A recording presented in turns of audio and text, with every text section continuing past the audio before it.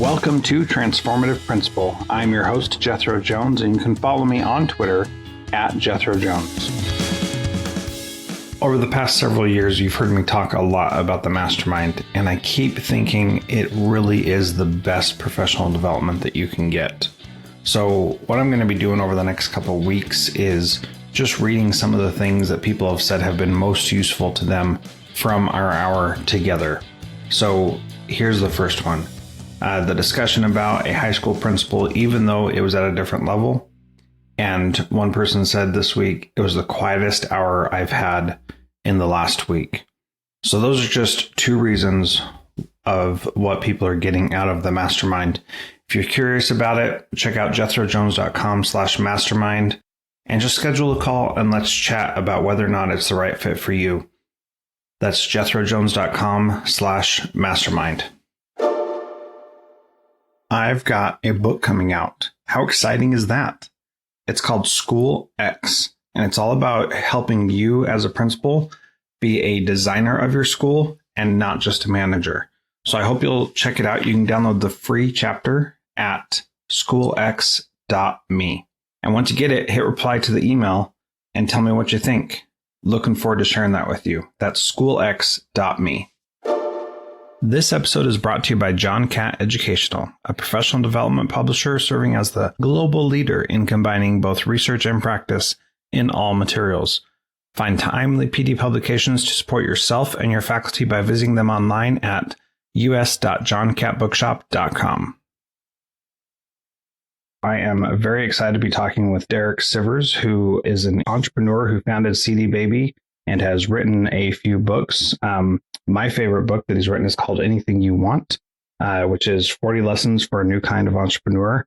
And he is now writing and doing cool things, taking long walks in Oxford, England. And so welcome, Derek, to Transformative Principal. I appreciate you coming on. Thanks, Jethro. Thanks for having me. So I'm excited to talk with you because you have taken a different path and you have a son that you are it sounds like you're homeschooling. Is that a correct way to say that? As of a couple months ago, yeah. Like we all are, yeah. Right, exactly. But before that, no, the reason we moved here to Oxford, England is for the schools. We really picked this place on earth. We moved all the way from New Zealand to Oxford, England for the schools. And up until 2 months ago, he was in what's known as really one of the best schools in all of England for his age category. That's very exciting. So you moved there, and one of the things that you've written about on your website many times is this idea of giving your son your full attention and letting him lead the way in the things that you're doing, especially with creative play and things like that. So can you tell us about how you view parenting and educating your kids, and not just educating as in sending them to school, but also teaching them the things you really want them to know? So first I have to give this caveat that he just turned 8. So I still feel like I'm really new at this, right? Like ask me in 20 years, I'll have more authority on the subject and more to say. But as of now, just beginning to dabble in this. So my approach to parenting has been to encourage focus and encourage him to just dive deep into whatever's interesting him. So he grew up mostly in New Zealand. We only moved here to England a year ago. So age 0 to 7 was New Zealand for him, which means he grew up mostly outside. And that really shaped him in a big way. Mm-hmm. For one, because we would do very low stimulation things, meaning like we just go out to a place in the beach or a place in the forest or just a grassy field and just play there for hours and hours, like 5 hours. We just sit in one spot, just playing with shells, playing with driftwood, making little things out of leaves and sticks and whatever. And I always wanted to make sure that we did everything for as long as he was interested in it. Like never saying like, come on, we need to go, because I wanted him to feel that life lesson about like, whatever you're into, just keep going. Like, don't feel that, well, I've been doing this for 30 minutes or 60 minutes, I should stop. Sometimes I worry that the pace of school lessons gives that kind of typical time, like every 30 to 60 minutes, or I guess it's more like, 60 to 90 minutes, we change subjects, kind of like the way when we all see a Hollywood movie, we kind of expect it to be somewhere around 100, 110 minutes, right? We just get used to, like, that's the length the movie should be. And if it goes much longer than that, we're like, oh, come on, what's going on? This movie's so long, right? So I really liked this idea of him always diving into whatever he's into for as long as possible. And also broadening his inputs. So deliberately, like while we're playing with Lego, I'd be playing some really like avant-garde Bulgarian or Indian music behind him while we were playing, and just letting these sounds soak in to his mind to kind of open his ears and things like that. Because I was a musician, I'm a nerd, But all of that is just parenting. Yeah, I guess education's a different subject. Well, I really do think that they are closely intertwined, because whether you intend to or not, you're teaching lessons through the things that you focus on. And so right. In your situation, you want him to have that focus for as long as he's interested in it. Why was that important to you way back when he was just young enough where you could start doing that early? Because if you started doing that now and hadn't been doing that, kids wouldn't know what to do with that. And so Why was that so important early on for you? I guess it's just a personal preference. Like, I feel that if you're focused, you can do anything. If you're not focused, you can't do anything, anything good. That's just my own value system, right? I mean, there were other things in there too, like empathy and consideration. There's a really sweet story. When he was like 2 or 3 years old, we were out playing in a playground somewhere, and a kid fell down and started crying. And I think his parent wasn't hovering over. And I said, oh, hey, that kid fell down. You should go give him a hug and tell him it's okay and try to help him. And he went, okay. And he just ran over there and like put his arm around this kid and like patted him on the back. And he's like, it's okay. It's okay. Here, I can help you. It's just so cute to see like my little 2 or 3 year old doing that. But it was because I told him to, right? And then I think one more time, maybe 6 months later, again, he was only 3 or 4 years old. That kind of situation happened again. Like some kid was sad and crying about something. I said, oh, look, he's crying. You should go put your arm around him and help him. He goes, oh, okay. And he went running over there to help. And Jethro, like ever since then, since the age of 3 or 4, now he just does it automatically. Anytime he sees anyone get hurt or sad anywhere, he immediately like rushes over and puts his arm around them and just like, it's okay. Can I help? It's all right. Are you okay? And it's amazing that I can just see that direct link from 2 specific examples where I encouraged it. And now it's just a habit, even at this age. He still does it. Like just the other day, I guess a few months ago, we were at a coffee shop and a kid like leaned back and fell out of his chair. And even though his parent was right there, my kid just even without like just an instant reflex, as soon as a kid fell out of his chair and started crying, he like jumped up out of his seat, ran over there, put his arm around him and said, it's okay. It's okay. I'm like, yeah, wow, that's awesome. So cool to see that. Yeah. I wish I could consistently do even more things to encourage the values that I think are important. Yeah, I think that's really great. And I've seen with my own kids similar things, that when you teach them how they should act in a certain situation, they're more apt to act that way in the future. Yeah. I want to go back a little bit to that piece about focus, because that story of empathy made me think about an example in my life that's happening right now, where I come from a musical family. My mom plays the piano and organ beautifully, and her grandpa created a school of music in Salt Lake City, Utah, 100 years ago, and it was very successful. And I took piano lessons when I was a kid, but then didn't like it because I was being forced to do it. Basically, is how I feel. Is that because I'm rebellious by nature, I didn't like that pushing me into that. And so I've wanted my kids to be into music also. and realize that I need to set that example and say, this is, this is how I'm choosing to spend my time, or how I think you should spend your time, without it being like, you must do it or else you're grounded. Like you can't go out and play until you practice the piano. And because that for me never worked. And that does work for some people. So I started playing this year and have been practicing every day. We have a keyboard in the house, and I'm just using an app to teach myself, basically to get me to where I was when I was a kid. And it's been really cool to do that. And I'm enjoying it a lot because it's allowing me to be creative. But then I've noticed how my kids are starting to do it as well. And they practice, Derek, honestly, for more than the quote unquote required 30 minutes per day that I had when I was a kid. And it seems like they are always playing.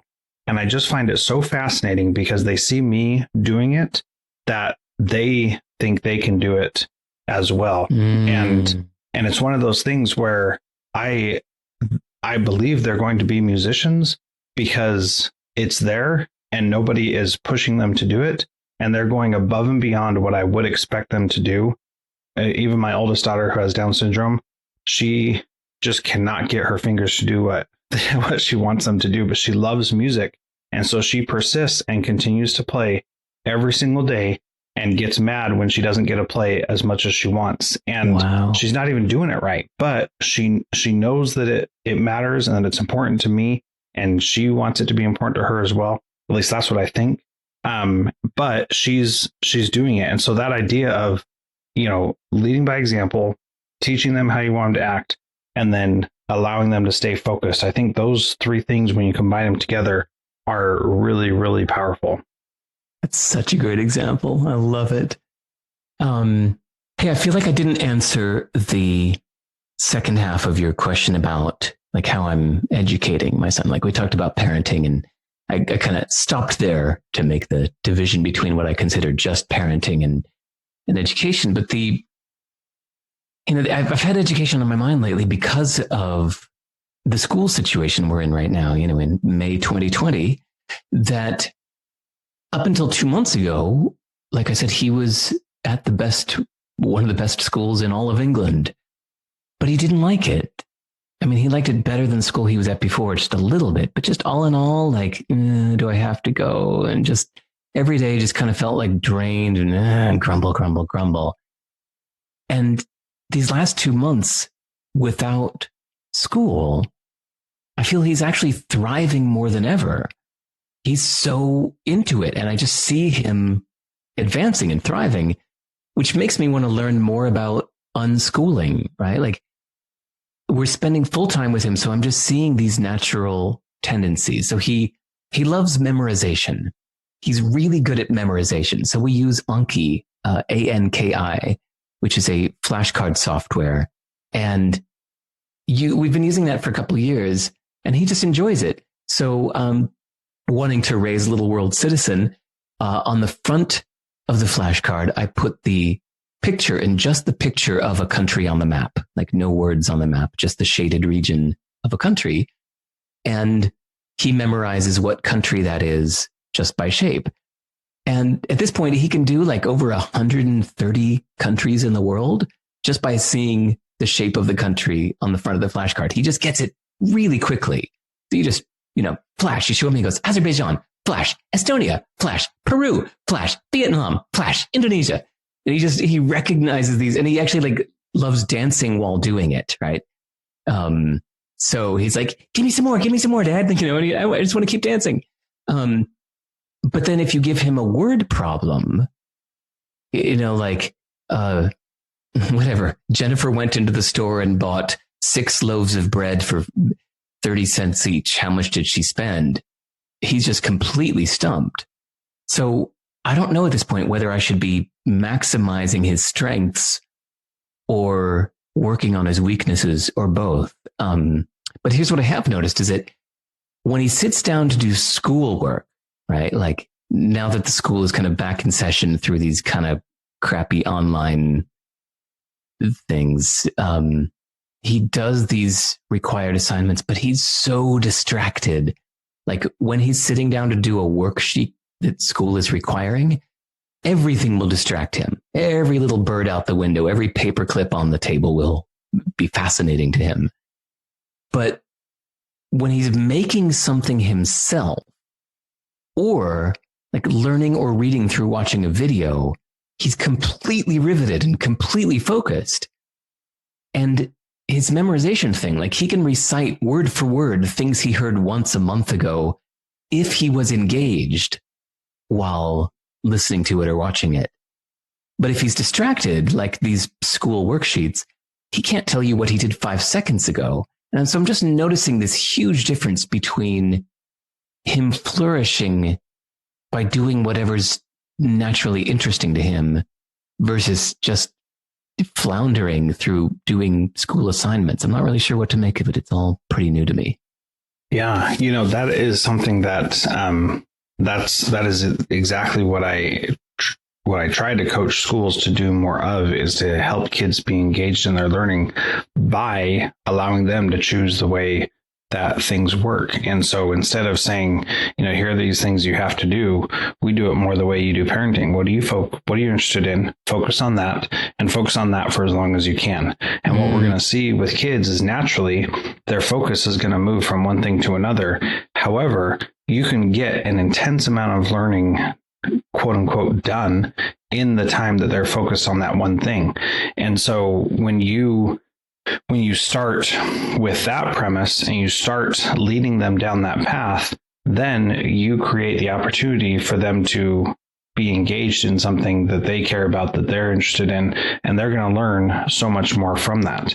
And I've done that in school where we've taken kids out of the regular classroom, put them into groups or by themselves or whatever, and had them find something that they're interested in. And when we do that, what I inevitably see is that they care more about that than the work their teachers are assigning. They go deeper with that than the work their teachers are assigning. And they will often finish the work their teachers are assigning quickly so that they can turn their focus back to the thing that they're really interested in. And so it's one of the reasons why I've been wanting to interview you for so long, and was so excited to see that you were doing podcasts again so that we could talk about this, because as a parent, you've been doing that with your son, and you're seeing how school, is, in my mind, basically killing creativity. And you're over there in England where Sir Ken Robinson was when he first started talking about how schools kill creativity. And that really is the case, because the point is not to be creative and figure something out. The point is to get an assignment or a worksheet or whatever it is, complete that and receive feedback on it to know whether or not you did it right according to the teacher, and then move on to the next thing that they can tell you that you did right or wrong. And that's just not a great way for kids to learn. It's demoralizing, it's boring, it's difficult, and nobody likes it. And yet that's how we do education all over the world. And it's not the best way to do it, but it's the most efficient way if what we're trying to do is to churn kids out through a factory model. But that's probably not what you want for your son. That's not what I want for my kids. You probably have different dreams for your son than being just like everybody else, right? First, I think that any focus is good. Like any interest is good. Meaning any interest that a kid has is good. Like the mastery path to anything is great. Whether it's video games or juggling or beatboxing or skateboarding or surfing or poker or whatever, when someone gets so into something, they should be encouraged to master it. Like to help them see that they can become one of the best in the world if they focus and deliberately practice at that thing. And that may mean like helping them get a good teacher that can observe and instruct. But I think all in all, it's like helping them to take it seriously, right? And I'm saying this because of my own flashback, my own look at my past, that my thing as a teenager was heavy metal guitar. And as a parent, it can be tempting to see that as a waste of time. Like, oh, Derek's just won't stop playing his guitar. Come on, you got to focus on something real. But in wanting to be great at it, it helped me focus so much in every aspect of my life. And I didn't realize this till recently when I look back at teenage me. Like, I was practicing 6 hours a day, doing these deep finger exercises and every day looking for ways to improve as a guitarist. And I was reading every interview with every successful musician, looking for clues on how I could become one too, which then led me to reading books like Tony Robbins, like self-help books, trying to master my life so I could be the successful person I wanted to be. And then that eventually led to reading books on business to understand how I could make money doing my music, because I really wanted to be a successful musician doing nothing but music. And all of this was outside of school, of course. Like, school, high school, is just teaching world history and English rhetoric and stuff I didn't care about. So I did terribly in school. But even later at music school, when I think about it, like, I went to Berklee College of Music, like a specific music school. But even there, the classes were mostly teaching things like big band jazz arranging and things that weren't directly applicable to what I was doing. But I just had this drive. I was just massively focused on being a successful musician. And it wasn't until I went back to my high school 10 years later for the 10-year high school reunion. I was 28 years old. And I went back and I was shocked at how they all seemed so lost. Like, they were all just wearing suits, and when I would ask them what they're doing, they're just pushing papers around in some mid-level management job for Motorola or whatever, just paying the bills. Like, they were 28, but they all looked 40. They just looked so like dead and grown up. And at the time, I was a full-time touring musician, and they were all like blown away that I, quote unquote, followed my dreams. And my reaction was like, yeah, what did you think? I was kidding? Like, I always knew exactly what I wanted. I was always just laser focused on what I wanted. I wanted to be a successful musician. And that's all I've done since I was 14, was focus on this one thing. And yes, I was only making, like money wise, like what, $1,000 a month or something like that, while they were making more money in their corporate jobs. But it wasn't about the money. Like, I was focused. I knew what I wanted out of life. So yeah, looking back now, like, I didn't really lift up my head and wonder what I wanted to do with my life until I was 40 years old, like age 39. Age 39 was the first time since I was 14 years old that I wasn't sure exactly what I wanted to do. Everything from the age of 14 to 39, I was laser focused on exactly what I was working on. Mastering guitar led to mastering music, led to mastering business, led to mastering programming, led to mastering life skills. And, when I say mastering, I mean trying to master these things. I'm not saying I am a master at those things. But the point is, I never sat around watching TV, getting drunk, going to parties, and all those time wasters that people do when they don't know what else to do. Like, I was always, always, always driven to be great. And so, yeah, to finally answer your question, I think to be driven is the best thing that we can help someone be, no matter what it is that they're focused on. And sorry, I don't know if I communicated this well enough. Like, I think that it doesn't matter what someone's focused on.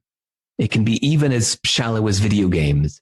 It doesn't matter if they're on the path to mastery. Anything is better than that just adrift, lost thing that makes people just sit around and do nothing and get drunk and hang out feeling lost. So how to do that?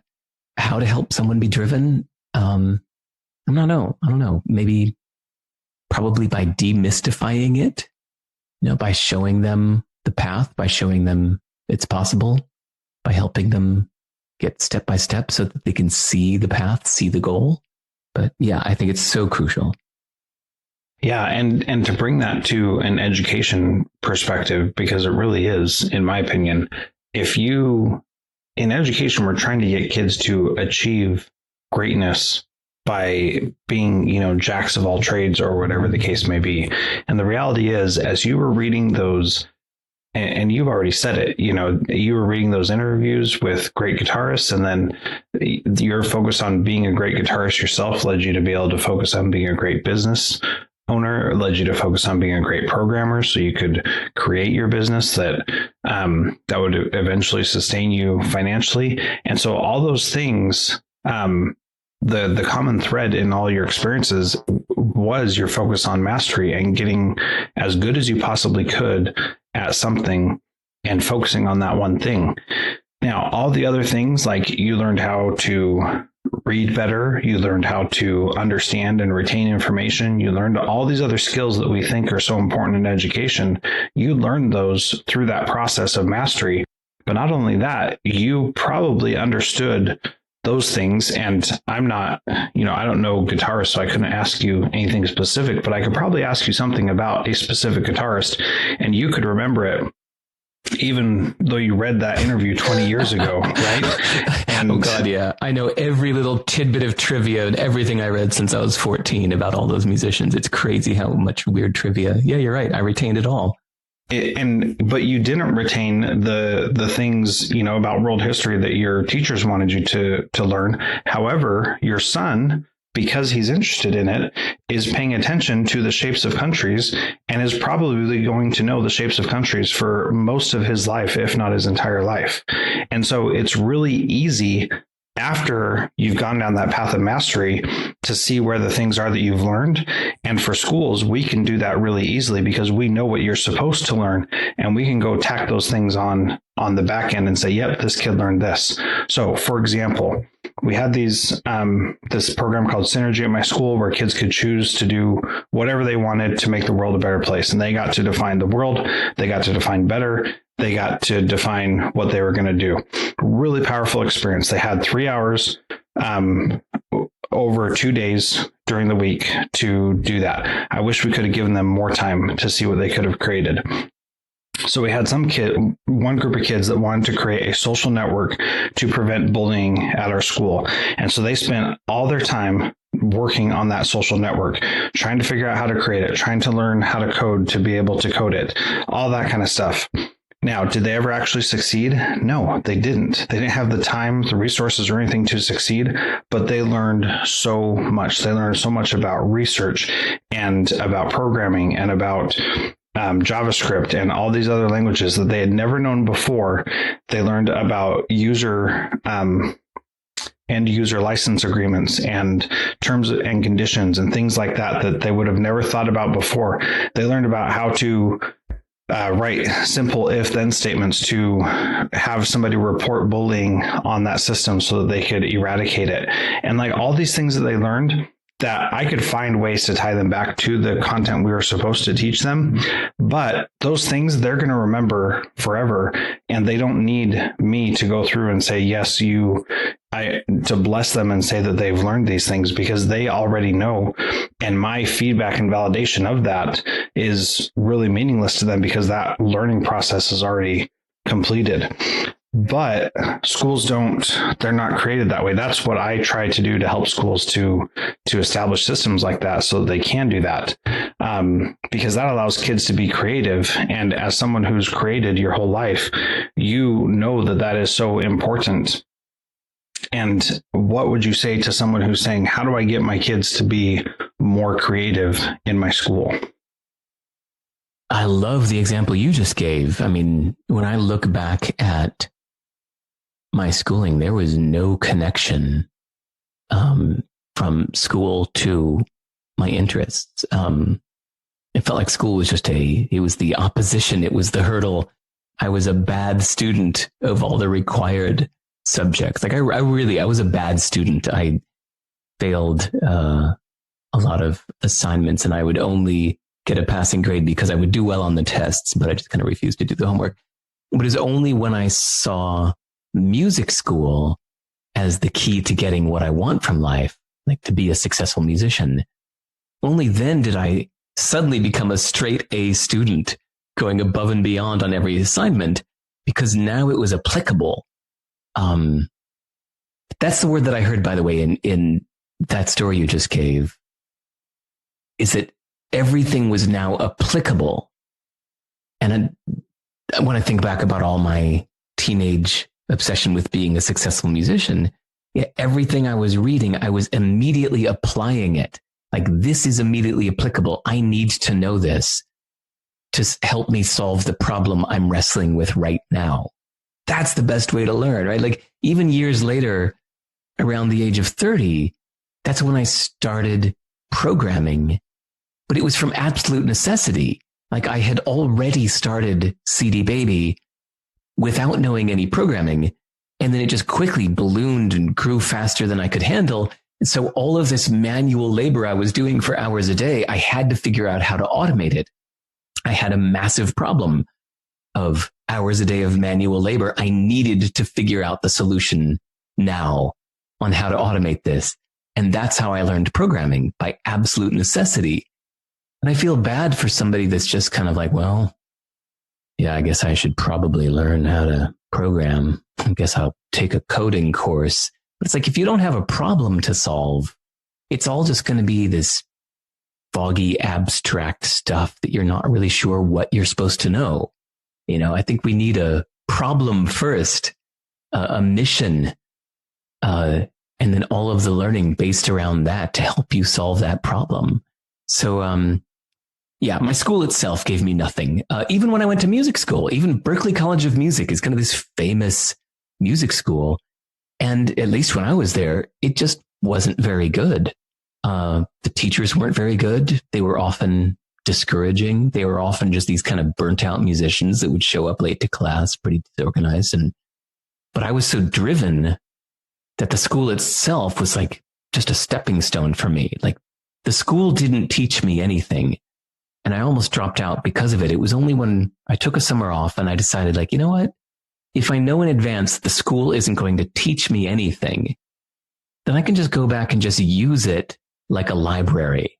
It can just be the resource where I can get the information I need, but I'll just expect nothing of the school itself. So yeah, I went back for my second and remaining years, just expecting nothing of the school. And that's when I got the most out of it, just because I used it as a resource, you know? So, I mean, all that said, I mean, all this talk of schooling, I know this is your world and this is your thing. I got to say, like, I'm 50 now and I graduated college when I was 20. Like, school is just all like a distant teenage memory for me. I think in the big picture, I've learned so much more since then than I ever did in those few years I was at school. So in hindsight, it just feels like school itself was really not important at all. Yeah. And that is exactly my point, that it's about learning for your whole life. It's not just about those 13 years that you're in, regular K-12 education, right? But it's about figuring out how to learn for your whole life, because, school itself is just an institution. But if we think of it instead as learning and problem solving, then it totally changes the dynamic. And so if you went to school and instead of, your teacher saying, well, it's world history class, so you need to learn these things, they said, what is it that you really want to spend your time doing? And how can we be a resource for that? Like, if your high school teachers would have said, use the school, the facility that we have to start recording your own music and to learn how to get better at it, you would have had a totally different experience with school, right? Probably, yeah. And so that's how it was when you finally took that approach the last couple of years at Berklee, when you could use the school as a resource. And that's where I believe we need to get to as far as education goes, because it's not enough to go through a process of, checking off standards. We really need to teach people how to do what you just have been talking about this whole time, which is become a master in the things that you are interested in and really focus on those things until you get good enough at them that that you feel like you have mastered them, or that, you're done being interested in them. And, that's perfectly natural. There may come, in a couple of weeks or years or months or whatever, where your son is like, yeah, I'm done with flashcards. I'm done with, learning about countries, and I'm not interested in that anymore. That may happen. It may not, but, he may not care about people outside himself at some point. And then, in my mind, the next task is find what the next thing is that he cares about and go all in on that. And all the things he's going to learn along the way, even when he's switching to different things that he cares about, are completely worthwhile educational endeavors that should not be diminished or thought less of because they are not what traditional school is. Right. I try to remember in all of this the nature and nurture contribution. I grew up just kind of thinking that everything was nurture. I didn't believe in nature. I thought we all are entirely of our own design, our own making. It was interesting when years later, in my 40s, I read a few books on the subject of happiness written by these psychology professors that have a PhD in the subject. And it was fascinating to read that 50% of our happiness is just genetic, and only 50% is through our actions and life circumstances. And they found this over and over again in decades of studies. Yeah, 50% of your happiness is just in your DNA.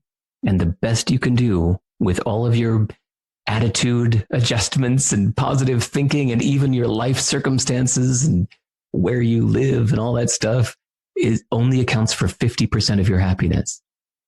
And one of my best friends is this Australian woman that whenever she hears me obsessing a little too much about parenting, like trying to be the best parent I can, or my kid's school, the fact that I told you that I crossed the earth to go from New Zealand to England just to raise my kid with better schools and stuff like this. This Australian friend of mine is one of the smartest people I know. She's a scientist in Sydney, and not just a scientist, but just one of those like whip smart in every aspect of life. She learns languages like nothing. She'll just visit Japan for a few weeks and come out speaking conversational Japanese with people. She's just one of those super bright people. And she constantly reminds me, she's like, Derek, never forget, like, I grew up in the worst, crap part of Australia to the worst parents that like kicked me out when I was 13, and I grew up in foster homes. I went to the worst schools in the poorest parts of the outback. And look at me. Like, all this stuff you're obsessing on doesn't matter that much. It's going to account for some things, sure, but a lot of people just grow up being who they're going to be, no matter what you do. And I don't know, it's a nice counter reminder to all the stuff we try to optimize. Right. And so, going out of our way and trying so hard to do something a certain way, there are some things that we just can't overcome. And it's okay once you realize that, it's not the end of the world when that happens. And I think for someone like you and someone like me and people who are listening who really try hard to be the best they can at something, sometimes fall short and feel like all hope is lost, and sometimes are so good that they are frustrated by other people's inabilities to be as good. And I think that story you shared helps me understand that, it's okay to be wherever you're at. Mm-hmm. An appropriate way to manage that. I don't know if that was your intent, but that was what I got out of that. Mm-hmm. So yeah, it's nice to just remember, like, everything I'm doing, it's going to account for something, but hey, I can relax a little bit. It's not a complete make it or break it situation. Right. Yeah. So I want to thank you again for your time with this interview, Derek. This has been awesome. The last question that I ask everybody is, what is one thing that a principal can do this week to be a transformative leader like you are? Listen. I think that actually listening to kids instead of talking at them is the most important thing. Yeah, I think that is fantastic. Thank you so much for being part of this. The website, if you want to learn more about Derek, is go to Sivers, SIVERS.org/now. You can see what he's currently working on. You can check out his podcast and anything else you'd like to promote, Derek. No, I'm not here to promote anything. Just go to Sivers.org and send me an email and introduce yourself. It's the reason I like doing these interviews, is for the people I meet. Yeah, well, and that is exactly how we met 4 years ago, and emailed a couple times back and forth since then. And I just really appreciate your generosity and your time. So thanks for being part of Transformative Principal. Thanks, Jethro. Thank you to our valued partner, John Catt Educational. If you are a leader looking to make transformative change by providing yourself and your leaders and teachers with professional development that is research-based and rigorous, yet easy to digest and full of practical strategies, check out the latest publications from John Catt. Visit us.johncattbookshop.com to find information on bulk orders or learn much more in our show notes. You can also use the code TRANSFORMATIVE to save a bundle at us.johncattbookshop.com.